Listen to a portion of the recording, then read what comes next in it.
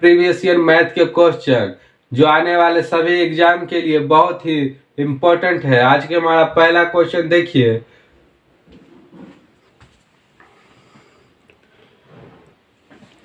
पहला क्वेश्चन लिखिए।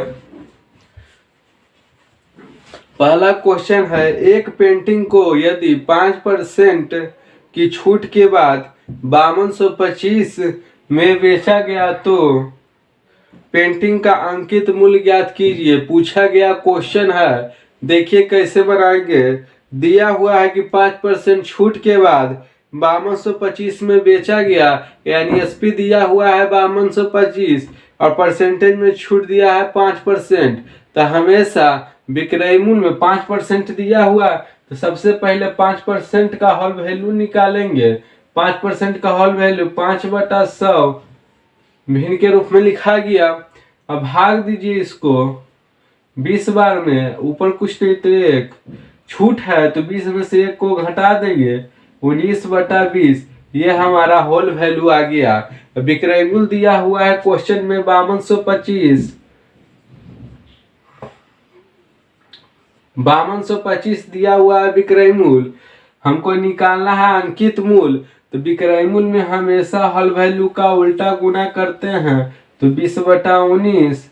अब इसको भाग दे दीजिए, तो भाग दीजिएगा तो 275 बार में, और इसको 275 गुना 2 कर दीजिए तो 5500। 5500 हमारा राइट आंसर हुआ। 5500 ऑप्शन नंबर 1 राइट आंसर हुआ। देखिए दूसरा नंबर क्वेश्चन। सारे क्वेश्चन इंपॉर्टेंट है, इसीलिए सारे क्वेश्चन को नोट करते चलिएगा।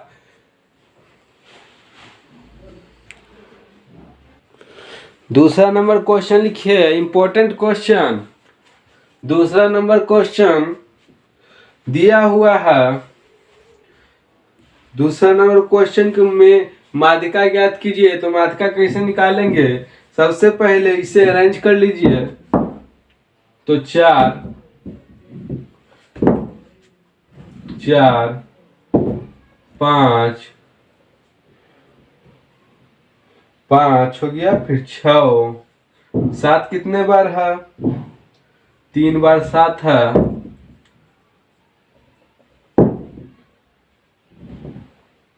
12 3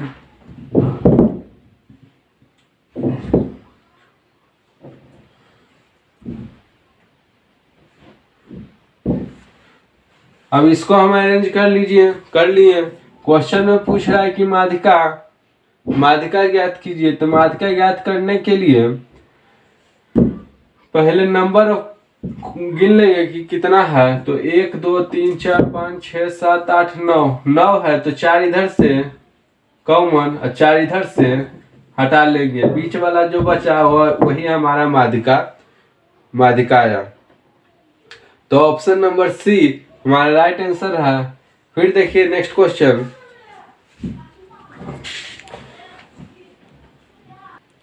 तीन नंबर क्वेश्चन लिखिएगा। रानी 1 रुपये में 6 की दर से खिलौना खरीदती है और उन्हें 1 रुपये में 3 की दर से बेचती है, उसका लाभ ज्ञात कीजिए। तो दिया हुआ है क्वेश्चन में कि रानी 1 रुपये में 6 की दर से खिलौने खरीदती है। तो रुपया वाला को ऊपर लिखना है और वस्तु खिलौने को नीचे लिखना है। खरीदती है तो क्रय मूल्य। फिर क्वेश्चन में दिया हुआ है कि इन्हें 1 रुपये में 3 की दर से बेचती है। सेलिंग प्राइस 1 रुपये में 3 की दर से बेचती है। तो क्वेश्चन में कहा है कि लाभ ज्ञात करें। ऐसे क्वेश्चन में हमेशा रुपये को ऊपर और वस्तु को बटा में नीचे लिखना है। अब इस तरह में इस रूप में अरेंज हो गया। अब क्रॉस मल्टीप्लिकेशन 3 से 1 में गुना 3 और 6 से 1 में गुना 6। तो कह रहा है कि लाभ परसेंट ज्ञात कीजिए। तो लाभ 3 रुपया में खरीदा, 6 रुपया में बेच दिया। लाभ कितना का, 3 का भागा बटा में हमेशा कराई मूल, परसेंटेज के लिए 100, 3 से 30 कैंसिल, हमारा राइट आंसर हो गया 100%, ऑप्शन नंबर सी। नोट कीजिए। 4 नंबर क्वेश्चन है √2 प्लस √3 इंटू √2 माइनस √3, लिख दीजिए √2 प्लस √3 इंटू √2 माइनस √3। फार्मूला आप लोग को पता होगा कि ए स्क्वायर माइनस बी स्क्वायर बराबर होता है ए प्लस बी इंटू ए माइनस बी, उसी फार्मूला पर है। तो ए प्लस बी इंटू ए माइनस बी बराबर होता है ए स्क्वायर यानी √2 का स्क्वायर माइनस बी स्क्वायर √3 का स्क्वायर, √2 का स्क्वायर तो 2 हो जाएगा और √3 का स्क्वायर 3 हो जाएगा। 2 में से 3 गया -1, राइट आंसर है। लिखिए option number D right answer. देखते हैं नेक्स्ट क्वेश्चन। नोट कीजिए, क्वेश्चन लिखिए यदि 15 शर्ट का क्रय मूल्य 10 शर्ट के विक्रय मूल्य के बराबर है तो लाभ या हानि परसेंट कितना होगा। 15 शर्ट का क्रय मूल्य यानी 15 सीपी, 15 शर्ट का क्रय मूल्य बराबर है 10 शर्ट के विक्रय मूल्य के, 10 शर्ट के विक्रय मूल्य के, तो लाभ या हानि परसेंट कितना होगा। तो सीपी और एसपी का रेशियो देखिए, 10 एसपी में गुना है तो इधर आ जाएगा सीपी का वैल्यू, 15 इधर आ जाएगा तो एसपी का वैल्यू। कह रहा है कि लाभ या हानि परसेंट कितना होगा, तो 10 में खरीदा और 15 में बेचा तो लाभ ही होगा। तो लाभ कितना का होगा, 5 का होगा। किस पे होगा, क्रय मूल्य पे होगा। क्रय मूल्य कितना 10, परसेंट के लिए 100, 0 से 0 कैंसिल, 5 गुना 10 50, 50%। 50% क्या हुआ, लाभ हुआ। Option number D correct answer है। ये सारे इंपॉर्टेंट क्वेश्चन है, प्रीवियस ईयर क्वेश्चन है, इसलिए सारे क्वेश्चन को नोट करते जाइए नोटबुक में। देखिए नेक्स्ट क्वेश्चन, लिखिए क्वेश्चन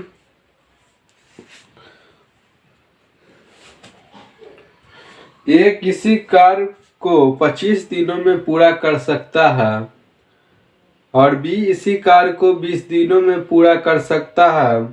वे दोनों मिलकर 5 दिन काम करते हैं और उसके बाद एक कार्य छोड़ देता है। बी शेष कार्य को कितने दिनों में पूरा करेगा। देखिए क्वेश्चन कह रहा है ए किसी कार्य को 25 दिनों में पूरा करता है, ए किसी कार्य को 25 दिनों में पूरा करता है और बी किसी कार्य को 20 दिनों में पूरा करता है। 25 और 20 का एलसीएम निकालिए, तो एलसीएम निकालिएगा तो 100 आएगा। 25 से 100 में भागा 4, 20 से 100 में भागा 5। क्वेश्चन कह रहा है कि ए और बी दोनों साथ मिलकर 5 दिनों तक कार्य करते हैं, तो ए और बी की एफिशिएंसी इसका 4 इसका 5, एफिशिएंसी जोड़ लिए तो 9। 5 दिनों तक करते हैं तो 5 से गुना 45, यानी ए और बी मिलकर 45 काम करते हैं। इधर जो निकला दोस्त ये टोटल वर्क को बताता है, टोटल वर्क को बताता है एलसीएम जो निकला। तो इसमें से ए और बी का काम इसमें से घट जाएगा 45, हमारा आ जाएगा 55। क्वेश्चन में कह रहा है कि ए उस काम को छोड़ देता है, बी शेष कार्य को कितने दिनों में पूरा करेगा। ए और बी दोनों 5 दिन तक काम किए तो काम किए 45, टोटल काम 100 में से 45 घटा लिए तो शेष काम बचा 55। उसके बाद एक कार्य को छोड़ देता है, शेष कार्य को करता है कौन? बी का एफिशिएंसी है 5, तो 5 से दे दिए भाग दीजिएगा तो 11 बार में आंसर आ गया 11 दिन। ऑप्शन नंबर 1 करेक्ट है 11 दिन। नोट कीजिए, सारे इंपॉर्टेंट और प्रीवियस ईयर क्वेश्चन है।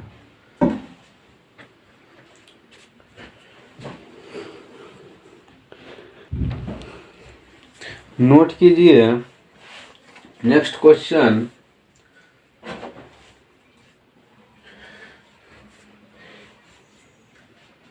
ए बी को 10% के लाभ पर एक रेडियो बेचता है और बी इसे 5% के लाभ पर सी को बेचता है। यदि सी इसके लिए 462 का भुगतान करता है तो ए ने इसके लिए कितना भुगतान किया था?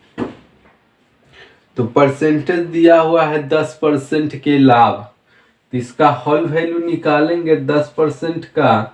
परसेंट के लिए 100, 0 से 0 कैंसिल, पर लाभ है तो जोड़ देंगे 10 से 11/10। फिर आगे क्वेश्चन में दिया हुआ है बी ने उसे 5% के लाभ पर 5% है तो वो परसेंट के लिए भागा में 100, 20 बार में 1 है, लाभ है तो जोड़ देंगे 21/20। ये हमारा होल वैल्यू निकला। इसके बाद दिया हुआ है कि सी इसके लिए 462 का भुगतान करता है तो ये ने इसके लिए कितना भुगतान किया था? सी कर रहा है 462 का भुगतान, तो ए ने कितना किया था? तो इसके लिए क्या करना है, ए ने कितना, ए का पूछ रहा है तो होल वैल्यू का उल्टा गुना कर दीजिए। 11/10 है तो 10/11 कर देना है। 21/20 है तो 20/21 हो जाएगा। कुछ नहीं, इसका कैलकुलेशन कर दीजिए, बहुत ही इजी है। 11 से भाग दीजिए 462 में 42, 21 से भागा दीजिए 42 में 2 आ जाएगा। अब देखिए 20 गुना 2 40 और 40 गुना 10 400। 400 हमारा राइट आंसर है, ऑप्शन नंबर बी। नोट कीजिए, फिर चलते हैं नेक्स्ट क्वेश्चन की तरफ।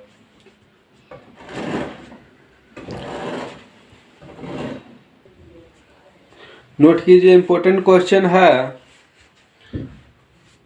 त्रिकोणमिति का प्रश्न है।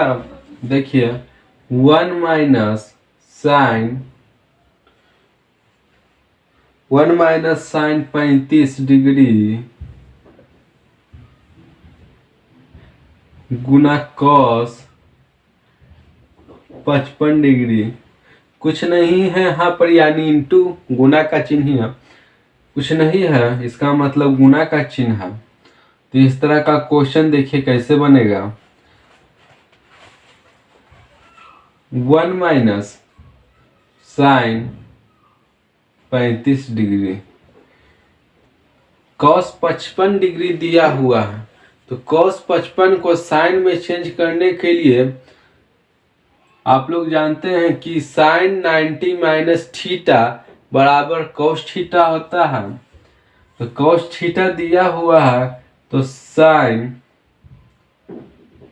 90 माइनस थीटा, 90 माइनस थीटा की जगह 35 लेंगे, 90 में से 35 को माइनस करेंगे तो 55 आ जाएगा। साइन 90 माइनस थीटा बराबर cos theta, 1 minus sine 35, sine 90 minus theta बराबर कॉस थीटा, इसको हम लिख सकते हैं साइन 35 डिग्री। अब साइन 35 से इसमें गुना होगा 1 माइनस साइन स्क्वायर 35 डिग्री। तो एक फार्मूला जानते हैं कि sine square theta plus cos square theta बराबर 1। तो यहाँ से कॉस स्क्वायर थीटा बराबर होता है 1 माइनस साइन स्क्वायर थीटा। ये फार्मूला है। तो cos square theta 1 minus sine square theta, तो 1 माइनस साइन स्क्वायर थीटा बराबर कॉस स्क्वायर थीटा, थीटा की जगह 35 डिग्री। यही हमारा राइट आंसर हो गया। ऑप्शन नंबर देख लीजिएगा, option number A, option number A right answer. Note कीजिए, इंपॉर्टेंट क्वेश्चन है।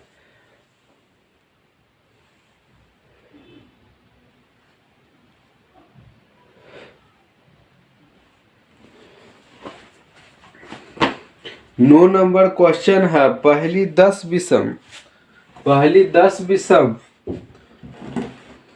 प्राकृत संख्या का माध्य ज्ञात कीजिए। तो 10 विषम प्राकृत संख्या का माध्य 10 ही होता है, तो इसका राइट आंसर हो जाएगा option number D, right answer हो जाएगा। देखिए नेक्स्ट क्वेश्चन, क्वेश्चन नोट कीजिए।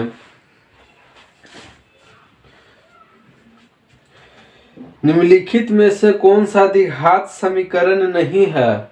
यहाँ पर 4 ऑप्शन दिया गया है, तो चारों ऑप्शन को देखिए कौन सा द्विघात समीकरण नहीं है। तो कोई ऑप्शन नंबर ए देखिए, दिया हुआ है x square plus 3x plus 1 बराबर x माइनस 2 का होल स्क्वायर। इसको क्वेश्चन को सोल्व कीजिए। इस ऑप्शन को a माइनस बी का होल स्क्वायर क्या होता है, ए स्क्वायर माइनस बी स्क्वायर, 2 का स्क्वायर 4, ए स्क्वायर माइनस 2ab, ए स्क्वायर माइनस 2ab, तो 2। फिर से इसको देखिए,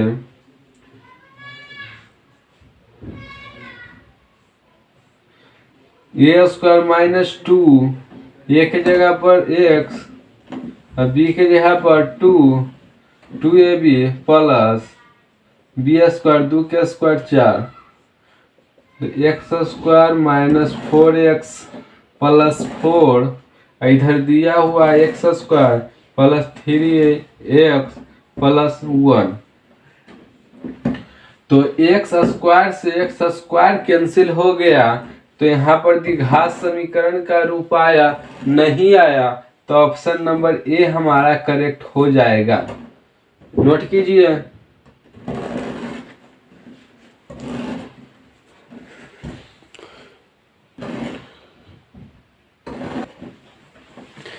क्वेश्चन लिखिएगा, 5 और 7 के बीच आने वाली परिमेय संख्याओं की संख्या कितनी है। तो 5 और 7 के बीच आने वाली परिमेय संख्याओं की संख्या अनंत होती है, तो ऑप्शन नंबर इसका बी राइट हो जाएगा, option number B. Next question देखिए,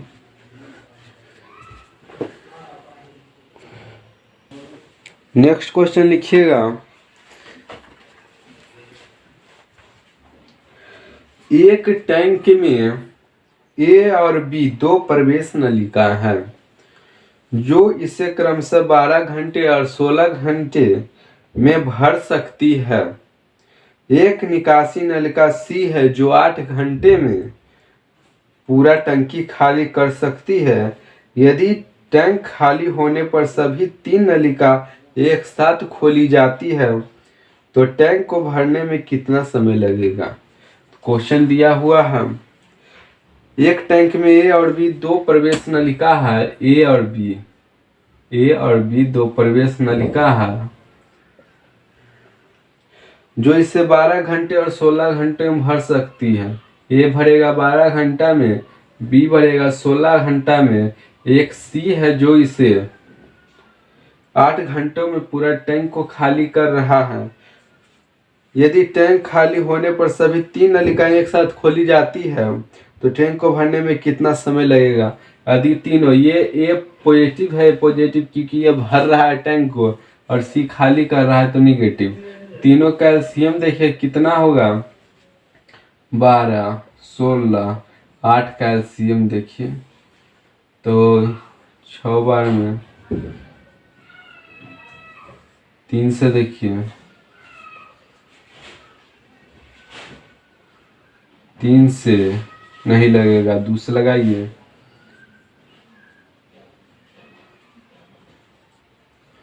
फिर 2 से लगाइए,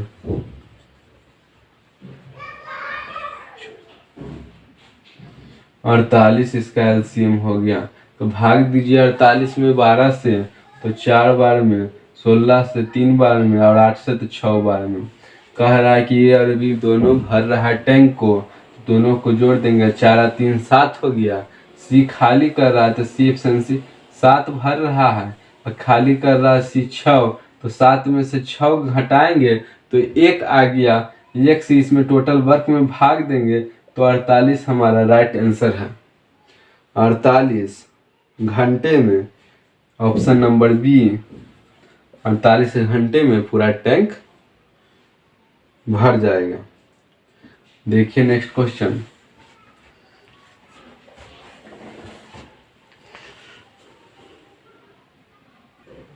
अगला क्वेश्चन लिखिए। क्वेश्चन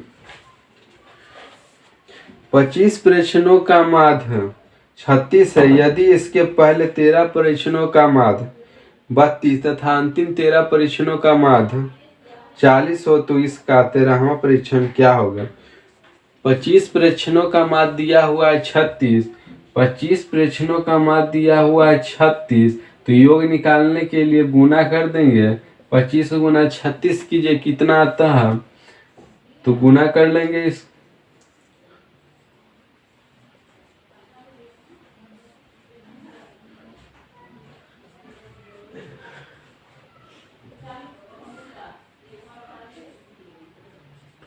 900, 25 गुना 36 आ गया 900, टोटल 25 प्रश्नों का मध्य 36 हो तो उसका योग कितना होगा 900, और 13 प्रश्नों का मध्य 32 है, 13 प्रश्नों का मध्य 32 है, तो गुना कर लीजिए 32 गुना 13,